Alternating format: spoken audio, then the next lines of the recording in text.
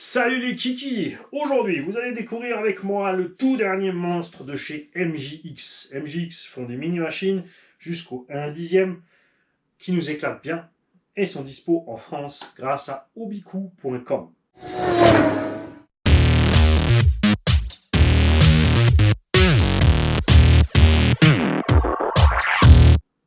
Ou CFR. Ça me rentre pas dans le crâne, ça. Le Vlati! Quoi? Oh, le carton est tout petit. J'ai jamais dit que c'était un gros machin. C'est un machin sympa pour le budget et pour le temps de nuit qu'on a actuellement. Et c'est bien obiku.com. Alors, j'ai acheté cette bécane pour vous. Avec votre argent pour les tombolas. Eh oui, les gars, récession de budget. Hein. Vous ne regardiez pas les playlists tombola, vous ne les laissiez pas tourner. Résultat, le budget, voilà. Hein. Moi, je voulais vous offrir du X-Max. Et ben, on se retrouve en 1/20. On vous apprendra à ne pas laisser tourner les playlists complètes et regarder les vidéos complètes. Enfin, regardez, laissez tourner les vidéos complètes de la playlist pub. Ou globalement, allez sur la chaîne, cliquez sur lire toutes les vidéos et laissez tourner, ou laissez tourner par playlist dans un coin sans son, avec les pubs qui tournent juste en bas d'écran dans un coin, sur les PC du bureau, du collège, du lycée, la nuit quand il n'y a personne, ce genre de choses. Soyez mes bots, parce que si vous êtes mes bots, ben c'est vous qui recevez le gros matos après. Mais pour ça, il faut qu'on rentre du pèse. Et j'ai pas envie de vous taxer à gogo. Il est hors de question que je fasse un abonnement à la chaîne payant. Il est hors de question que j'ai pas envie de faire des raffles où tu vois on fait des listes pour acheter cette voiture. Ensuite les gens posent 10 ou 20 balles d'office par défaut. C'est pour ça que je fais les tombola à 1 euro le ticket. Tu peux mettre qu'un seul euro, c'est cool. Et regardez les vidéos, laissez tourner ça coûte zéro. De toute façon, tu es sur ton PC tout le temps, dis pas le contraire. Ah oui, mais j'ai du forfait sur le téléphone. Mais laisse tourner ton téléphone quand tu es sur le Wi-Fi à la maison, enfin. Nous avons donc ici le Hypergo 1/20 RC 4WD High Speed Off-Road Truck. Size 1/20, c'est écrit là, là.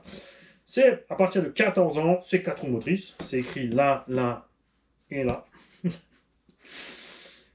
MJX fait des choses de mieux en mieux. Le petit 1/10, il n'est pas encore super au point. Hein. Il y a une V2 qui est déjà beaucoup mieux. J'ai déjà ouvert. Allez voir sur le site Obiku, pareil, 200, je crois 70 €. Le V2 1/10, c'est pas le mieux à rouler. C'est pas le plus précis à rouler. Par contre, pour les ptios, tu peux rouler 2S, 3S, 4S.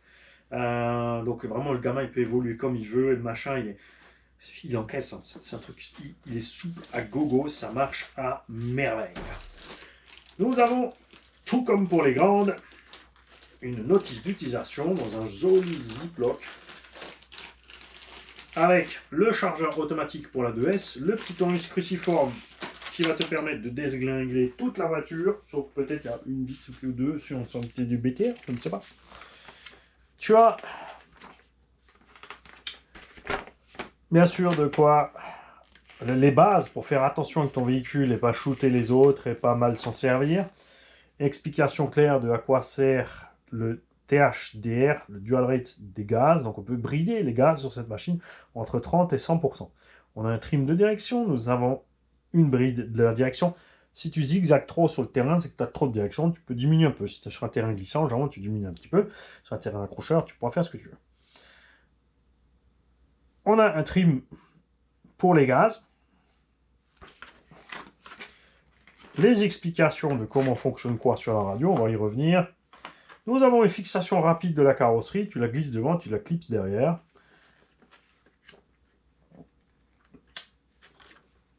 Tu as la possibilité de toute évidence, vu qu'il y a une petite plaque, de mettre des LED dans les trucs, on va voir si c'est fourni ou pas. Ça c'est l'autre chose que j'apprécie beaucoup chez les fabricants chinois, c'est qu'ils ne sont pas pingres. Les nôtres, ils ne te filent pas de LED, presque pas de stickers, des pneus de mouise et pour économiser un peu sur le budget, alors qu'eux, ils y vont à cœur jour. On a 3 satellites dans le différentiel. La transmission est full métal, elle est toute petite. On a un sauve-cerveau qui est un peu réglable ici. Tu vois, si tu serres la vis ici, tu vas comprimer le ressort. Ne jamais trop serrer, bien évidemment. Nous avons des amortisseurs hydrauliques. Et apparemment, c'est foutu pour être démontable facilement. nous avons une platine supérieure complète qui se fixe sur la platine inférieure. Et quand tu dévisses les 8 vis là du sandwich, tu dois théoriquement pouvoir accéder à tout le reste. Je ne sais pas si c'est un diff central ou pas. C'est vrai que ça paraît assez gros ici pour un... Ça pourrait être un diff central, nous allons voir ça. On a bien sûr un diff avant-arrière. Et nous avons ici le moteur brushless à cage extérieure tournante. C'est un petit moteur d'hélico et de drone. Ça va donner du torque twist. Mais je pense que ça permettra de faire des trucs drôles et économiques, bien sûr, en consommation. La liste des pièces est courte. Hein. Ce qui est génial avec ces petites machines, tu vois, tu n'as pas grand-chose. Hein. Tu peux acheter les biellettes, la direction, les amortos, les pare-chocs et tout ça, le moteur, vario, diff, les moyeux complets avec les portes fusées et les roulements. Sur ce genre d'engin, c'est acceptable pour une raison très simple, c'est que c'est des petites pièces pas chères. C'est des engins plus grands. C'est pas cool quand un constructeur te fait ça parce que tu vas dépenser tout de suite beaucoup. La présentation est soignée. Cet engin, c'est 70 balles. Et le voilà. On va le poser là, on va tester les poètes et la suspecte. La radio est là et 70 balles, tu reçois 2 lipos. Il y a une lipo dans le véhicule, il y en a une en plus ici. Très appréciable pour les ptios. Ta lipo n'a aucun fil qui dépasse ni rien. Tu la glisses dessus et il restera branché une fiche.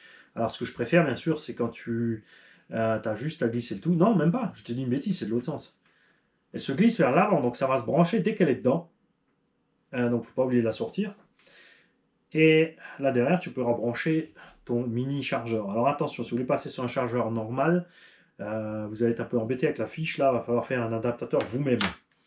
L'engin, à l'image des caisses américaines, est aussi large que long. C'est un peu un mini Outcast en fait, même s'il a une carreau de max. On a des pneus à chevron type, regarde, c'est exactement le design du Rival MT8.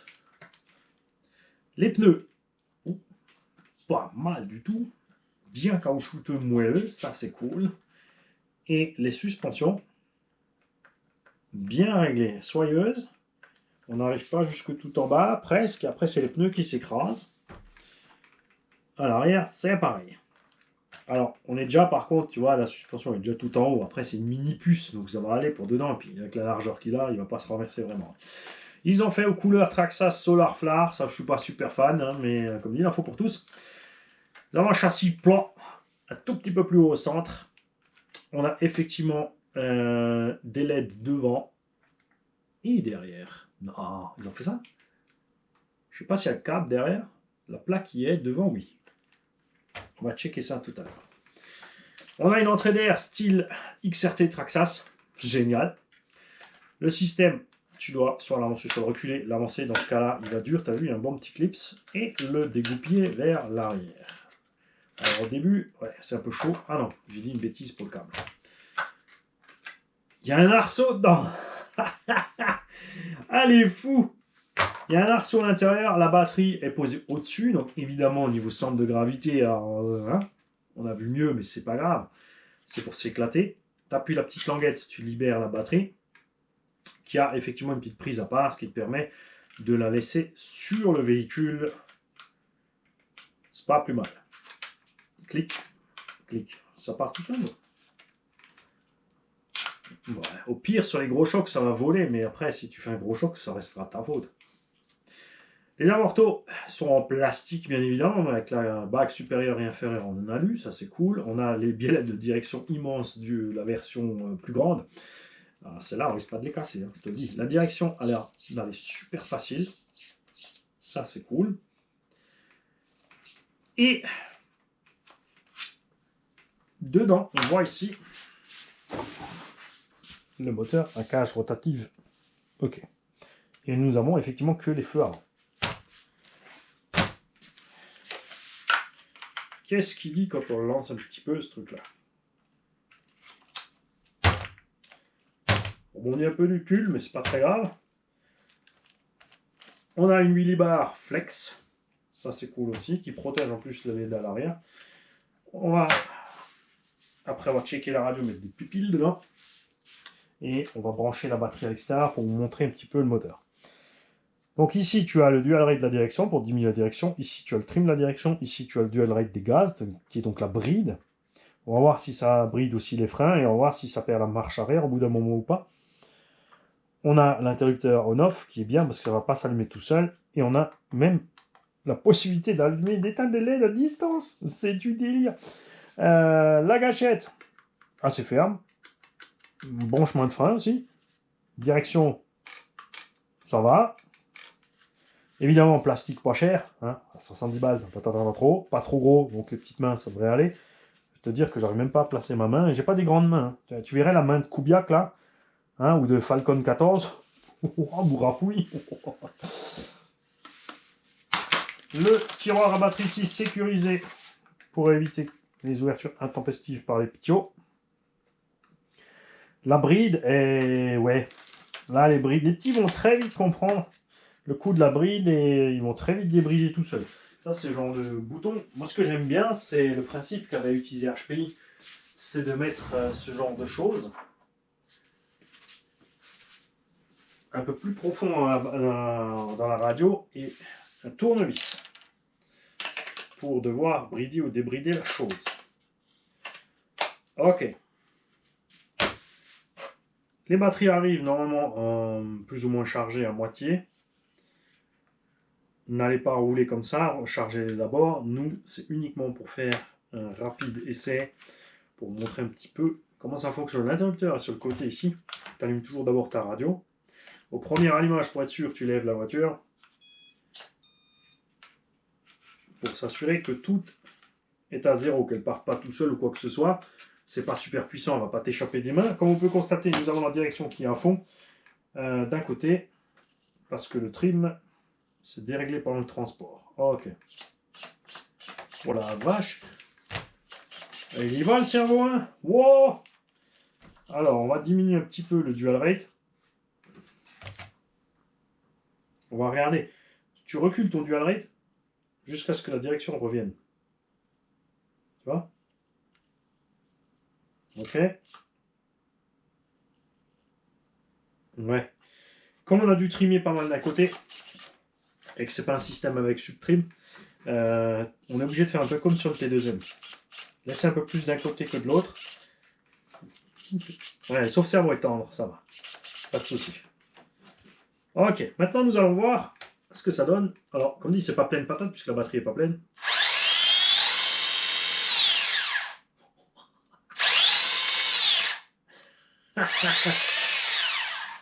Maintenant, on va brider au minimum. Ça, c'était la direction manie. Encore. Donc, tu brides les gaz au max. On a toujours du frein. Et, par contre, la marche arrière, elle ne peut plus. À 50%.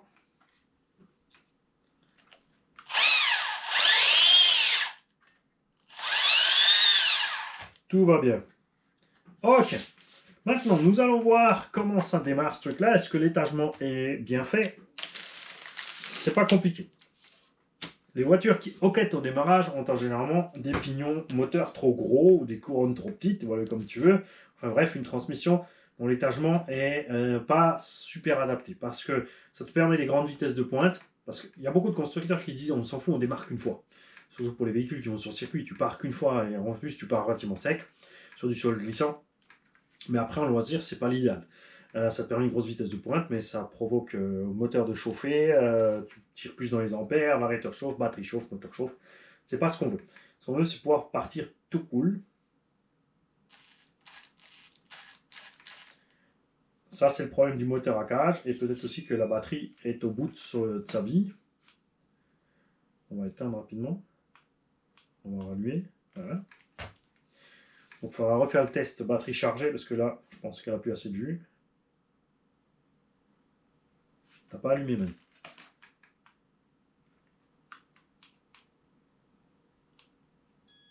Voilà. Le Super Nintendo s'est mis en route. Allez, doucement.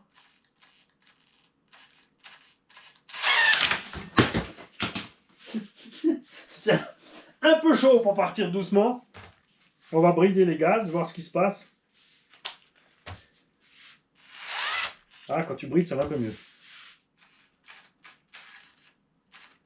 Non, il faut y aller un peu franchement au démarrage après ça. Il faut mettre tout de suite un peu mi-gaz pour que ça parte comme il faut, sinon ça hoquette et à partir du moment que tu appuies plus, tout d'un coup, tu as vu, elle fout le camp. Ça, c'est le problème des cages tournantes. Il y a plein de pôles, il y a du couple permanent, mais souvent à bas régime, c'est creux. Après, ils l'ont pas prévu pour la bas régime, c'est tout, hein. C'est un engin pour foncer. Et les LED fonctionnent bien, tranquillou. Ça a été chouette d'avoir les arrières quand même, juste pour délirer. Ils n'ont pas prévu des arrières, il n'y a pas de prise, c'est juste une petite bandelette rouge comme ça. Pour mettre la carreau, ouais, il faut appuyer un tout petit peu dessus, mais tu vois bien dedans. Hein. De toute façon, c'est toujours pareil, hein. C'est la prise en main au début. Il faut s'habituer. Et puis une fois que tu as le coup de main, dire bon. Pas.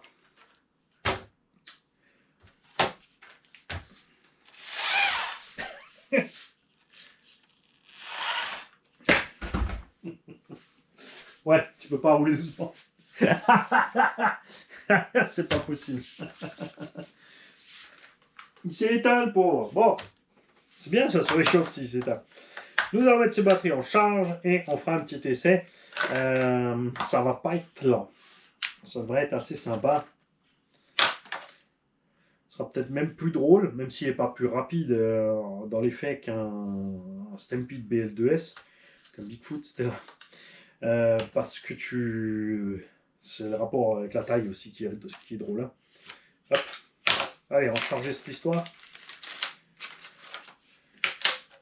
Je vous souhaite à tous une belle journée. Je vous dis à très bientôt. Comme dit, on ne va pas toujours unbox des grosses machines. Pour ça, il va falloir que vous mettiez au boulot. Et faites-moi exploser cet algorithme. Comme ça, il nous paye un petit peu. J'ai besoin de vous aussi pour la fréquence des pubs. J'ai laissé là sur automatique pour voir un petit peu ce qu'ils font. Moi, je ne le vois pas directement connecté avec mon compte. Normalement. Alors par contre, les pubs sont désactivables. J'ai pas mis de pub qui est bloqué, coincé à regarder. Ils ont peut-être collé une au début. Après, tu as quelques secondes et après, tu peux désactiver. C'est vrai que si tu laisses tourner les pubs, on a constaté avec certains abos qu'il y a des pubs qui durent 30 minutes. Si tu laisses tourner, après, voilà, tu es devant l'écran en train de regarder, tu la zappes. Mais dites-moi un peu combien il y en a en général. Et ouais, si vous pouvez les zapper ou pas. Si c'est des pubs, alors moi ce que je préfère c'est les petites pubs discrètes en bas, les bannières. Mais en mode automatique, je crains qu'il y ait il te coupe la vidéo pour te balancer une pub plein écran. Donc dites-moi un peu où ça en est. Moi j'ai fait ça parce qu'on fait moins de vidéos cette année, et on va essayer de garder un peu l'entrée et le revenu pour financer que ça continue et pouvoir continuer à financer, même s'il y a beaucoup de tontons, de parrains, de marraines, de tata qui mettent vraiment la main à la pâte pour qu'on ait des machines à vous laisser en tombola. C'est quand même sympa de pouvoir acheter des machines neuves en boutique, faire un essai cool, pas trop la défoncer, même si ça démange des fois, et pouvoir après vous les offrir en tombola. C'est pas du goût de tout le monde non plus. Je comprends. Mais moi j'aime bien le principe parce que ça permet vraiment aux gens qui n'ont pas beaucoup de moyens, pour un petit euro, d'avoir une RC. Ça c'est cool. Et pour gagner une voiture, il faut suivre. Ça c'est la contrepartie. J'ai pas envie que n'importe qui ne fasse que participer à des jeux pour vendre le matos et faire du fric vite fait participe. J'aime bien quand ce sont des gens bien sûr qui suivent régulièrement la chaîne. Je tiens à remercier la boutique obiku.com pour m'avoir envoyé le petit mail pour me dire, il m'a dit, t'as vu ce machin là? Non, c'est quoi? Il m'a dit, c'est une rinte, ça te dit de faire une présentation. Je dis, écoute, bim, je te l'achète. Sans connaître la machine, parce que Gilles, je sais que je peux lui faire confiance, qu'il ne va pas essayer de me fourguer une courgette. Tu vois ce que je veux dire? Il y a plein de boutiques qui m'aiment pas, parce que je les empêche de vendre des courgettes, en fait. Mais si on veut des courgettes, on va aller aux fruits et légumes, on va pas dans un magasin de RC. Ce que j'appelle une courgette, c'est pas forcément un engin pas cher ou un engin cher, c'est un engin qui a des défauts récurrents, des problèmes qui sont longs à régler, qui peuvent être coûteux à régler, qui ne sont parfois pas réglables. Peu importe que... moi, je m'en fiche de la marque. Ce que je veux, c'est avoir une machine avec ce qu'on a dit il n'y a pas longtemps, une cote d'amusement valable. C'est-à-dire, que tu t'amuses pour l'argent que tu as dépensé. Alors X-Max, lui, ça coûte 1200 balles à l'heure actuelle. Tu en trouves toujours à 1050 en Allemagne, allez voir. Les liens sont sous la vidéo. Model Berlinski, Metz, Model Fox, tout ça. Moi, je suis là pour le consommateur. Tu vois, là, les boutiques françaises, ah, ils en vendent encore chez les Allemands. Ah, bah, je suis consommateur, j'habite à la frontière, forcément, je vais voir ce qui se passe en Allemagne et en Suisse. Et c'est sûr que les boutiques peuvent pas, ils n'ont pas le temps de tester, de rouler tout le matos que je teste et que je roule. Ils s'occupent de leur boutique, on sait que c'est compliqué. Ensuite, ils ont leur marque préférée, leurs fournisseurs préférés avec lesquels ça fonctionne bien. C'est comme ça, il y a des fournisseurs, il y a des gens qui ne s'entendent pas. Tu ne t'entends pas avec tout le monde. Et c'est la même chose, que ce soit les fournisseurs ou le matériel que tu achètes ou que tu as envie de vendre. Il y a des gens qui sont spécialisés plus compétition à 10, il y en a plus compétition à 8, il y en a qui sont spécialisés pour le loisir. Il y en a qui font tout pour tout le monde, à partir de petits enfants jusqu'aux plus grands. On sait que c'est pas possible quasiment de tenir une boutique pure modélisme, vraiment juste dans des marques où les gens s'en plaisent. Pour ça que les gros sites vendent de tout. C'est pour ça qu'il y a les jouets clubs qui font aussi, certains patrons de jouets clubs font du modélisme parce qu'ils peuvent se le permettre de par le jouet club qui tourne déjà, qui tient à structure. On en a beaucoup qui ont deux boulots. Hein, ils ont un job principal et le job secondaire, généralement c'est l'ARC. Donc c'est pas facile.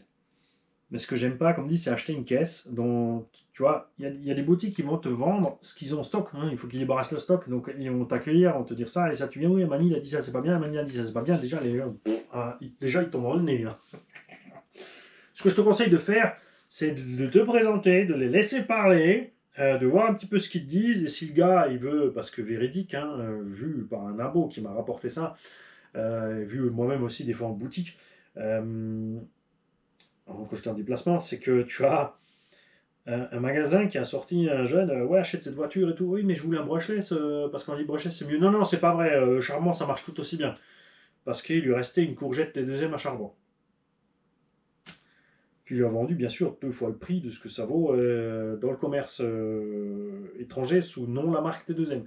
Et ça fait mal.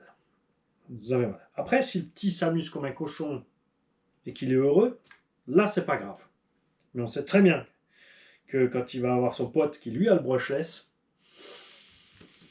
il va pas retourner à la boutique. Donc la boutique se met une balle dans le tulle tout seul. Hein. Des boutiques qui ont raconté que ah non, non, les EC5 c'est dépassé et puis de toute façon c'est super chiant à souder, alors que tu as les douilles d'un côté et la cause de l'autre. Tu soudes ton câble dans ta douille, tu clipses tout dedans. Ou est-ce que c'est compliqué? Ça va mieux. Ce genre de choses. On en voit tout, bien sûr. Ça va dans les deux sens. Il faut aussi se mettre à la place de la boutique. Tu vois le nombre de guignols qui sont à l'extérieur. Je comprends tout à fait. Je comprends tout à fait. Il faut trouver un juste milieu dans tout ça. Et c'est pas facile.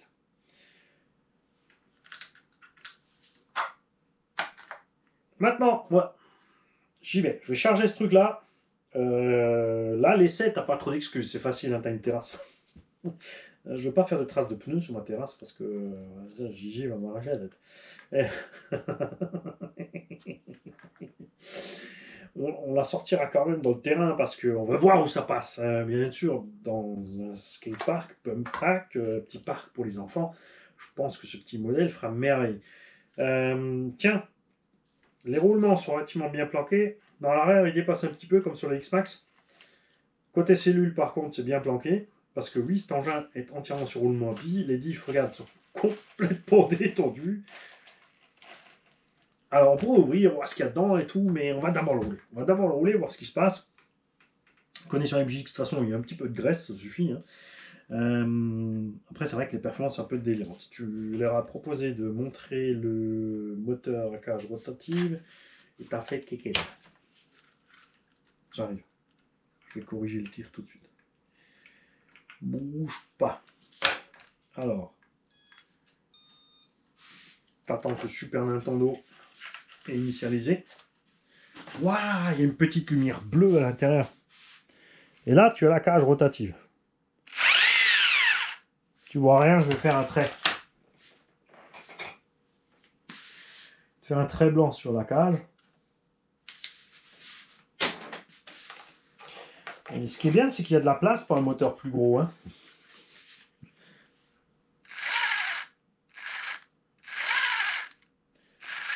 Ouais, en fait, ta trace, elle est où, Mani?